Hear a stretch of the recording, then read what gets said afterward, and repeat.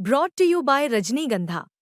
यूं ही नहीं ताज ताज बन जाता है, शिल्पकारों का हुनर और चुनिंदा संगमरमर ताज को नायाब बनाते हैं। कुछ ऐसे ही चुनिंदा जगहों से बस खास ही चुनकर लाता हूँ। कतरे कतरे को मैं हीरे सा परखता हूँ। यूं ही नहीं मैं रजनीगंधा बन जाता हूँ।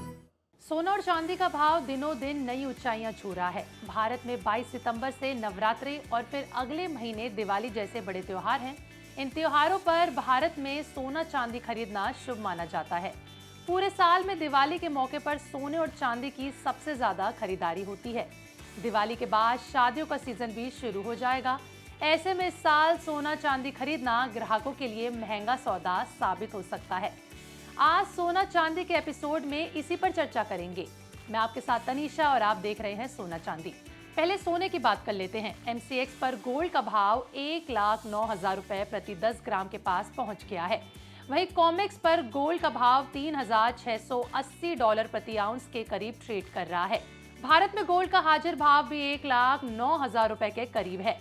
जो ग्राहक या फिर निवेशक सोने में गिरावट की राह देख रहे हैं, उनके लिए मुश्किलें हो सकती हैं, क्योंकि आने वाले दिनों में या आने वाले कुछ महीनों में सोने में मंदी की संभावना बरकरार मानी जाएगी। हालांकि मुनाफा वसूली का थोड़ा दबाव देखने को जरूर मिल सकता है, लेकिन बड़ी गिरावट की संभावना की उम्मीद नहीं है। Australia and New Zealand banking group ANZ ने गोल्ड पर नई भविष्यवाणी जाहिर की है।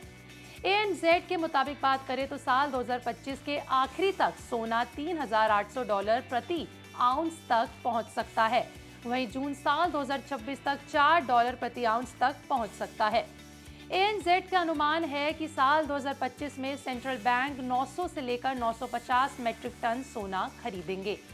पिछले साल में भी चीन, रूस, तुर्की और भारत ने भारी सोना खरीदा था, जिससे मांग मजबूत बनी हुई है। ANS की रिपोर्ट में ये भी कहा गया है कि अमेरिकी फेडरल रिजर्व माह साल 2026 तक ब्याज दरें कम रखेगा और बॉन्ड यील्ड्स भी सीमित स्तर पर रखेगा।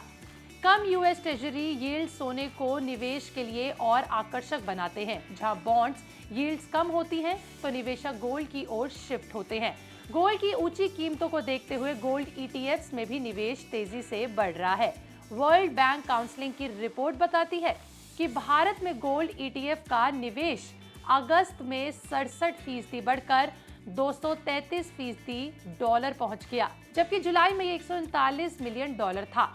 ANZ की रिपोर्ट के अनुसार बात करें तो साल 2025 में ETF और ग्लोबल फंड की डिमांड 600 प्लस मैट्रिक टन रह सकती है। अभी तक 400 टन निवेश ETF फंड में से आ सकता है। कुल मिलाकर यही कहा जा सकता है कि अभी गोल्ड में मंदी की गुंजाइश ना के बराबर है। जो लोग शादी के लिए खरीदारी करने की सोच रहे हैं, उनको अभी से हर गिरावट पर थोड़ी थोड़ी खरीदारी शुरू कर देनी चाहिए, वरना हो सकता है कि दिवाली के बाद सोना और तेज हो जाए। गोल्ड नहीं, चांदी की चमक भी लगातार बढ़ रही है। MCX पर चांदी का भाव 1,25,000 रुपए प्रति किलो को पार कर गया है। चांदी भी सोने की तरह निवेशकों को अच्छा रिटर्न दे रहा है।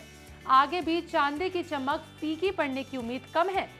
मोतीलाल ओसवाल की रिपोर्ट बताती है कि चांदी की कीमत 1,50,000 रुपए प्रति किलो के पास जा सकती है।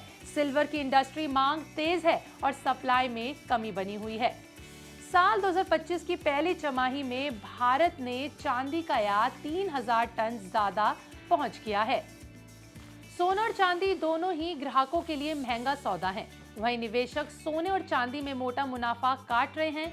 अभी तक सोना और चांदी में साल 2025 में 35 से 40% का रिटर्न दिया है और आगे भी तेजी की उम्मीद की जा रही है। अगर डॉलर के मुकाबले रुपए में मजबूती आती है तो घरेलू बाजार में थोड़ी नरमी देखी जा सकती है। ये खबर हमने आपकी जानकारी के लिए तैयार की है। अगर आपको सोना और चांदी में निवेश करना है तो अपने निवेश सलाहकार की राय लेकर ही करें।